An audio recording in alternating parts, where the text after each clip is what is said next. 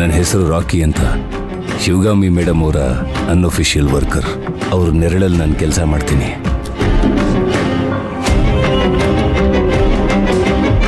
ಇತ್ತೀಚೆಗೆ ಈ ಕಂಪನಿಯ ಕೆಲವು ಪ್ರಾಜೆಕ್ಟ್ಗಳು ಬೇರೆಯವ್ರ ಕೈಗೆ ಹೋಗ್ತಾ ಇದೆ. ಅದು ಯಾವ ಪ್ರಾಜೆಕ್ಟು ಏನು ಅಂತ ನಿಮ್ಮೆಲ್ಲರಿಗೂ ಗೊತ್ತಿದೆ.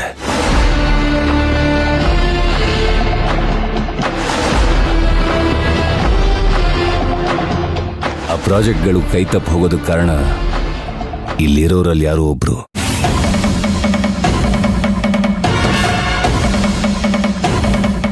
ಅದ್ಯಾರು ಅಂತ ಕಂಡುಹಿಡಿಯೋದೆ ನನ್ನ ಕೆಲಸ. ನಂದು ತುಂಬ ಡಾರ್ಕ್ ಹಿಸ್ಟ್ರಿ ಇದೆ. ಪೊಲೀಸರಿಗೆ ಇಷ್ಟ ಆಗದೆ ಇರೋ ಕೆಲಸಗಳನ್ನೇ ನಾನು ಮಾಡ್ತಾ ಇದ್ದಿದ್ದು.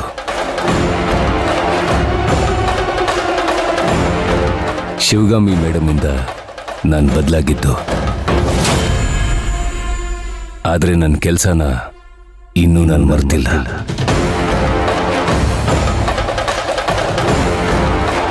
ಡೀಟೇಲ್ ಆಗಿ ಹೇಳಕ್ ಹೋದ್ರೆ ನೀವೆಲ್ಲರೂ ಹೆದರ್ಕೋತೀರ. ಈಗ ವಿಷಯಕ್ಕೆ ಬರೋಣ. ನೀನು ಹೇಳು. ಸರ್, ಇದು ದೊಡ್ಡವ್ರ ವಿಚಾರ. ನಾವು ಕೆಲಸದವರು ಸ್ಯಾಲ್ರಿಗೋಸ್ಕರ ಕೆಲಸ ಮಾಡ್ತೀವಿ. ಕಂಪ್ನಿ ಡೀಟೇಲ್ಸ್ ಎಲ್ಲ ನಮ್ಗೆ ಗೊತ್ತಾಗಲ್ಲ ಸರ್.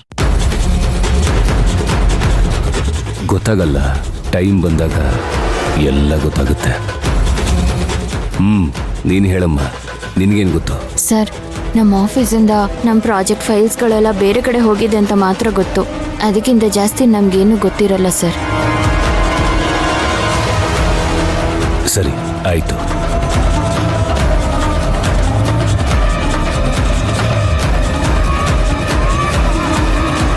ಡಬಲ್ 98532121 ಯಾರ ನಂಬರ್ ಇದು? ನಂದು ಸರ್. ಈ ನಂಬರಿಂದ 9108693092ಗೆ 40 ಸಲ ಕಾಲ್ ಮಾಡಿದ್ಯಾ? ಯಾರದು?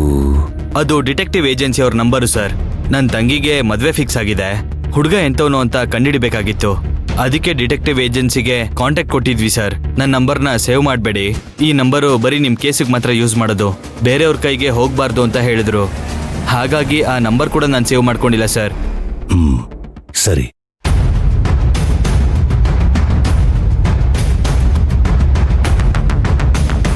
(9853523131) ಇದ್ಯಾರ ನಂಬರ್? ಇದು ನನ್ನ ನಂಬರ್ ಸರ್. 8020121212ಗೆ ನೀನು ತುಂಬ ಸಲ ಕಾಲ್ ಮಾಡಿದ್ಯಾ? ಯಾರದು? ಸರ್, ಅದು ಕಾರ್ ಶೋರೂಮ್ ಅವ್ರ ನಂಬರ್ ಸರ್. ಕಾರ್ ಬುಕ್ ಮಾಡಿದ್ದೆ, ಅದಿನ್ನೂ ಡೆಲಿವರಿ ಆಗಿಲ್ಲ. ಅದಕ್ಕೆ ರೆಗ್ಯುಲರ್ ಆಗಿ ಕಾಲ್ ಮಾಡ್ತಿದ್ದೆ ಸರ್.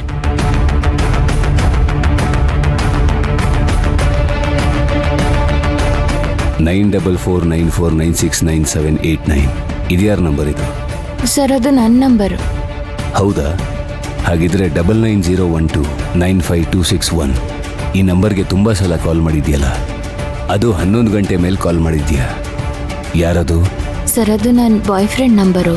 ಮನೇಲಿ ಮಾತಾಡೋಕ್ಕಾಗಲ್ಲ, ಅದಕ್ಕೆ ಆಫೀಸಿಗೆ ಬಂದ ತಕ್ಷಣನೇ ಕಾಲ್ ಮಾಡಿ ಮಾತಾಡ್ತೀನಿ. ಇನ್ನು ಮುಂದೆ ಇದನ್ನೆಲ್ಲ ಕಡಿಮೆ ಮಾಡ್ಕೊಳ್ಳಿ. ಆಫೀಸ್ ಕೆಲಸದ ಮೇಲೆ ಗಮನ ಕೊಡಿ. ಆಯಿತು ಸರ್. ಸರಿ ಸರ್. ಸರಿ, ಇನ್ನು ಮುಂದೆ ನಿಮ್ಮ ಕೆಲಸ ನೀಟಾಗಿ ನೋಡ್ಕೊಳ್ಳಿ. ಹೊರಡಿ. ಅಮಿತ್, ನಿನ್ನ ಜೊತೆ ಮಾತಾಡಬೇಕು.